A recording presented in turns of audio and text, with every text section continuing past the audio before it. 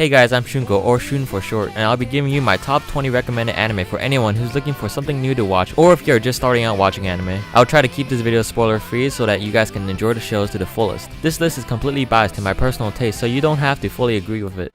At number 20, we have Shingeki no Kyojin, or Attack on Titan. Of course, everybody has heard of this. Very much in the mainstream, even those who have never heard of anime have seen this somewhere at one point. The story is set centuries ago when mankind was annihilated by enormous human-like monsters known as Titans and forced to live in fear behind incredibly huge walls. To survive, the humans lived behind these walls and for many years have not confronted the Titans since the wall's creation. One day, one colossal Titan managed to breach the walls, letting all the Titans from the outside loose in a walled-off city. From this, the story follows a boy named Eren Yeager, who has had his family killed due to this event. From that day on, he has sworn to annihilate all Titans. In my opinion, many people overhyped the series and it wasn't breathtakingly captivating and just fairly entertaining. Even so, the series is a great start for newcomers to get started with anime, as it will open them to the anime subculture and other series as they watch more.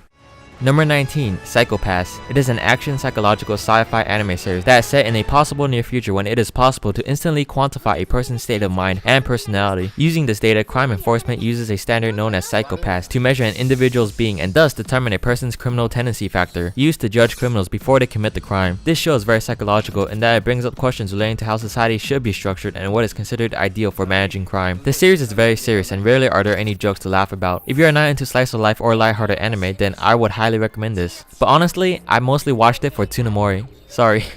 Number 18, Golden Time. Unlike most series which are set in high school, this one is completely different. I mean a real original work. It's set in college. This is groundbreaking, won't you agree? The series is centered around Tada Banri, a newly admitted college student at a private law school in Tokyo who got lost trying to find a freshman orientation. He meets another freshman, Yanagisawa Mitsuo, who is also lost, and they quickly become good friends. Before arriving to their destination, they encounter a beautiful girl named Kaga Koko, who bashed Mitsuo with a bouquet of roses and then left. She turns out to be Mitsuo's childhood friend who is apparently in love with him and is looking forward to getting married together. A lot of drama happens and questions of relationships and love start to surface. This is a seinen comedy romance series. You can consider it a slice of life, but it has an interesting twist that keeps the story enticing. The anime certainly looks cute, but I would not categorize it as moe. I would highly recommend this for those who like the romance genre.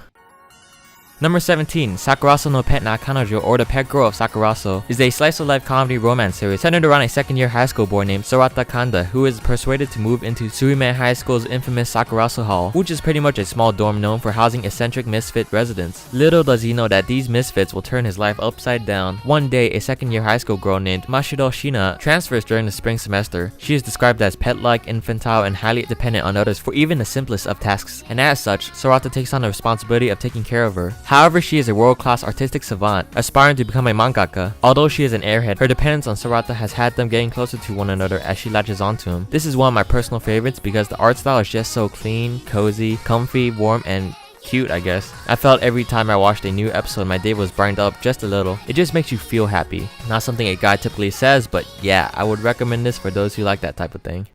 Number 16, another slice of life series, K-On! It is by a group of high school girls who end up making a light music club to fuel their passion for music, which results in the forming of the band known as Hokago Tea Time, comprised of 5 members: Hirasawa Yui on guitar, Akiyama Mio on bass, Tainaka Ritsu on drums, Kotobuki Tsumugi on keyboard, and Nakano Azusa on guitar as well. This series follows these girls as they eat cake and drink tea, and also play music when they aren't doing that. This show has pretty much the same qualities as Sakuraso no Pet na Kanojo as far as the cuteness and the warm feeling part, but without any of the drama. Very upbeat, lighthearted, and just puts a smile on your face when watching it. I would consider it a classic for anime in the slice of life genre, and would suggest watching it as one of the first slice of life anime to start out.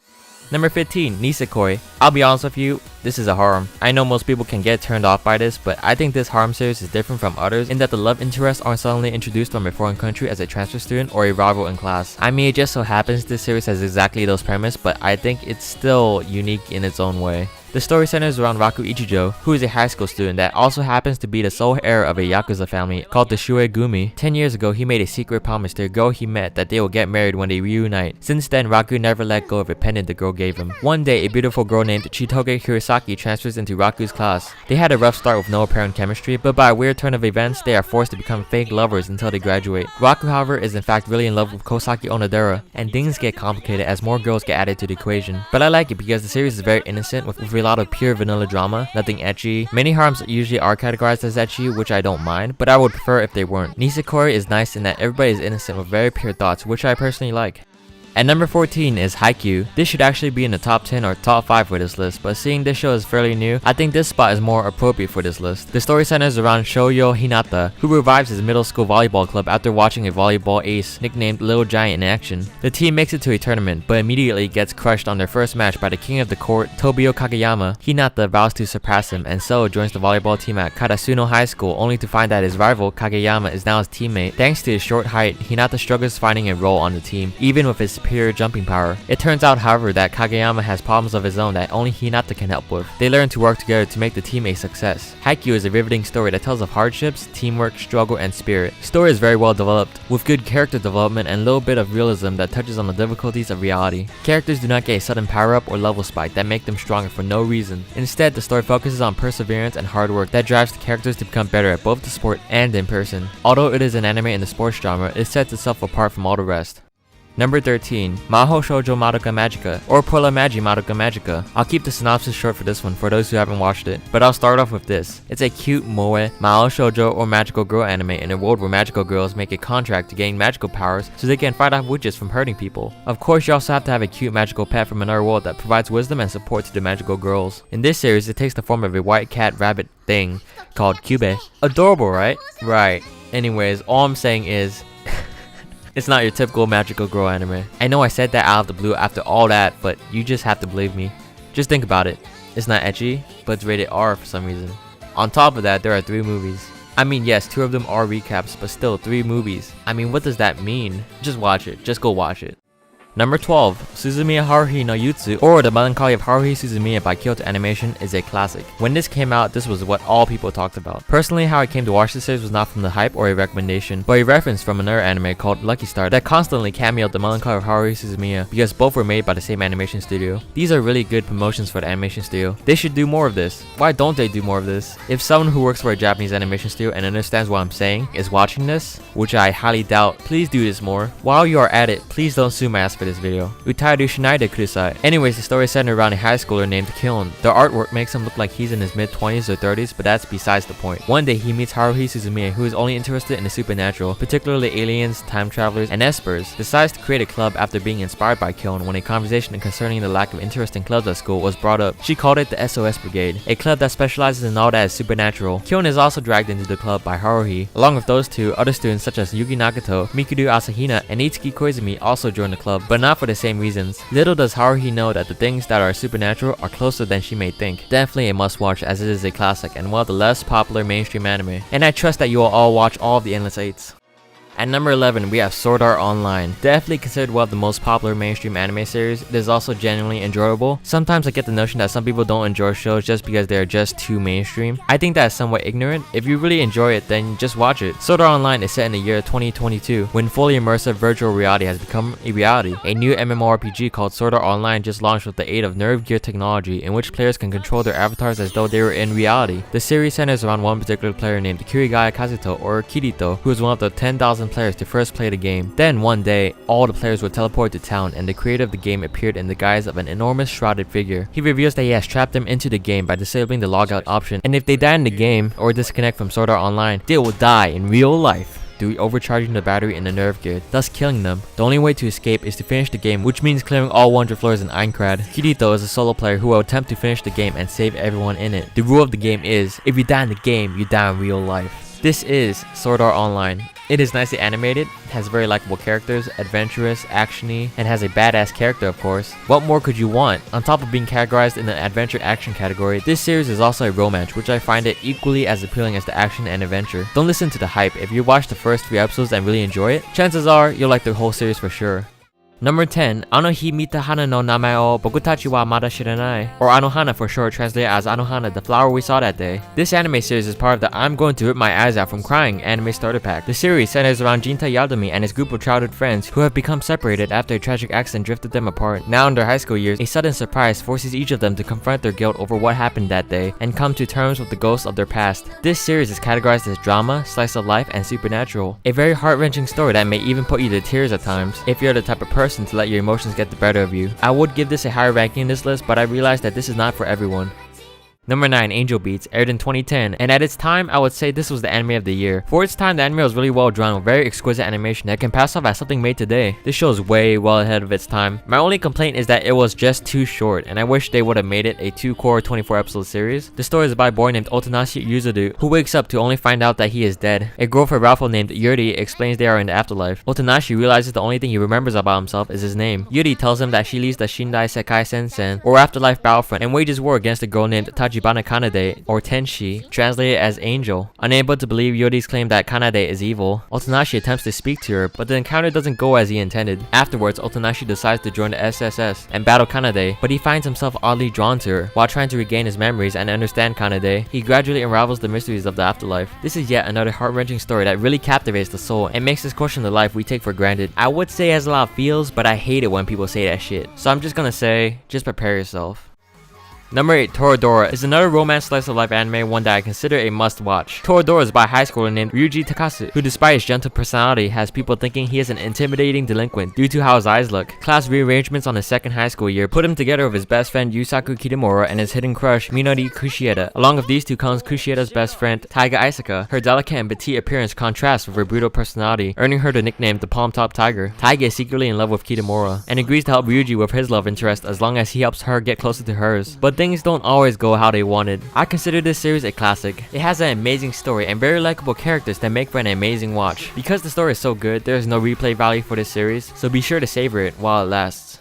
Number 7 is none other than Kogiya's Hangyaku no Lelouch, or Lelouch of the Rebellion. The plot centers around Lelouch, an exiled imperial prince of Britannia, the main character of the series, who is now posing as a student. He finds himself in the heart of an ongoing conflict for the island nation of what was once Japan, now called Area 11, after the Holy Empire of Britannia took over it. The Japanese, now labeled as 11, are stripped of their identity and rights and live a harsh life, barely scraping by while Britannians live a comfortable life within their settlement. Some of them have formed a resistance to take back Japan's independence, in which Lelouch, through a series of events, somehow became involved. Through a chance meeting with a mysterious girl named C2, Lelouch gains his Giyas, the power of kings. This power grants him the power of absolute obedience, allowing him to force a person to do whatever he wishes upon eye contact without question. Now with the power of absolute dominance over any person, Lelouch may finally realize his goal of bringing down Britannia from within. This series is filled with action, mechs, drama, and suspense that leaves you wanting more of each episode. Never was there a dull moment, as our main protagonist and anti-hero, Lelouch, always somehow manages to do the impossible in every scenario. There is no better entertainment than watching him do the unthinkable. An absolute must-watch for just about anybody who is anybody. Anime fans or not, you will love this show. I can almost guarantee it.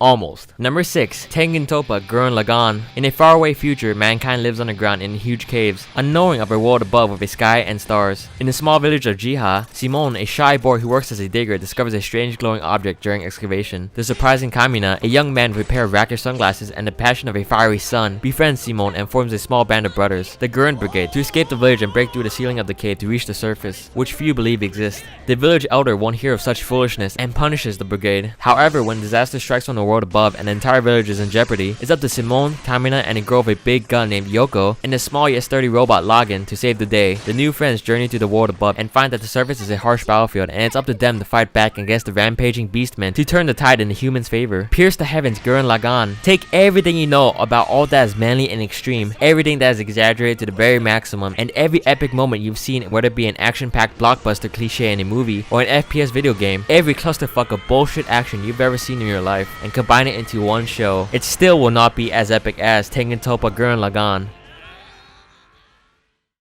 Number 5, Shigatsu wa Kimi no Uso, is centered around piano prodigy Arima Kosei, who dominated the competition and all child musicians knew his name. But after his mother, who was also his instructor, passed away, he had a mental breakdown while performing at a recital that resulted in him no longer being able to hear the sound of his piano, even though his hearing was perfectly fine. Even 2 years later, Kosei hasn't touched the piano and views the world in monotone without any flair or color. He was content at living out his life with his good friends Tsubaki and Watari until one day a girl changed everything. Miyazono Kaori is a pretty, free-spirited violinist whose playing style reflects her personality.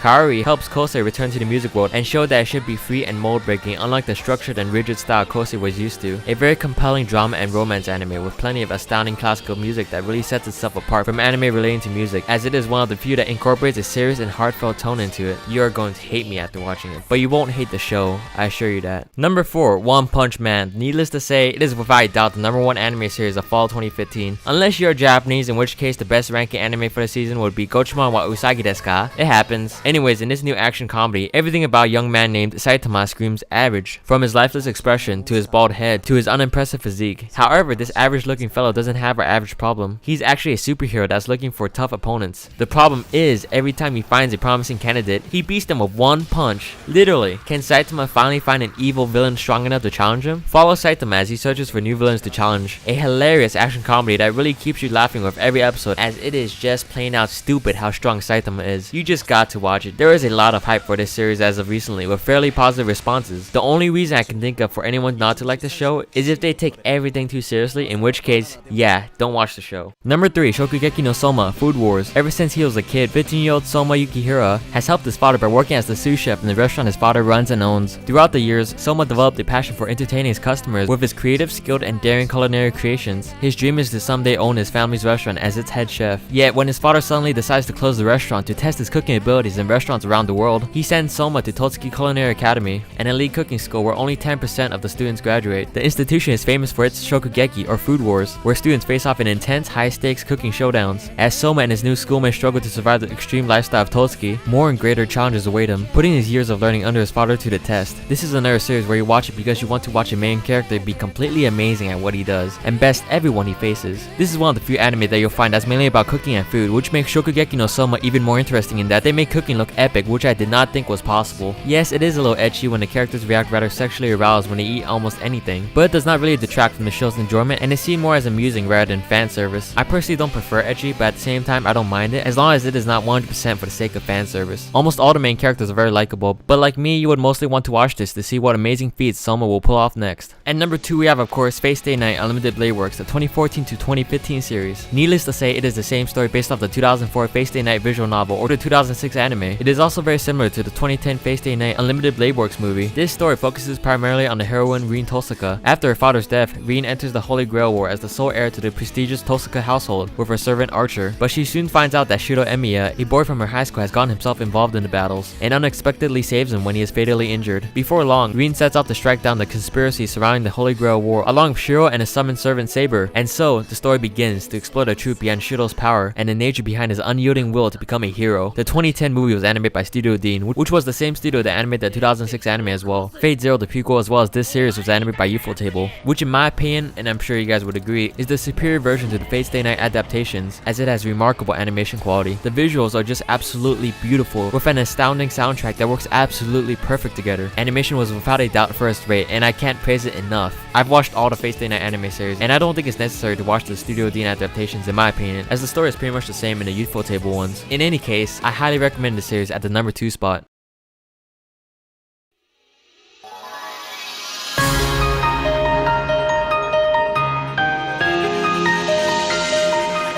Finally, I give you my number 1 recommended anime possibly of all times, for now at least, Clannad and Clannad After Story. This anime is categorized as comedy, drama, slice of life, supernatural, and romance. Okazaki Tomoya is a delinquent who finds life dull and believes he'll never amount to anything. Along with his friend Tsunahara, he skips school and plans to waste his high school days away. One day while walking to school, Tomoya passes a young girl muttering quietly to herself. Without warning, she exclaims, "Anpan," a popular Japanese food, pretty much just red bean paste and bread, which catches Tomoya's attention. He soon discovers that the girl's name is Furukawa Nagisa, and that she exclaims things she likes in order to motivate herself. Nagisa claims they are now friends, but Tomoya walks away, passing the encounter off as nothing. However, Tomoya finds he is noticing Nagisa more and more around school.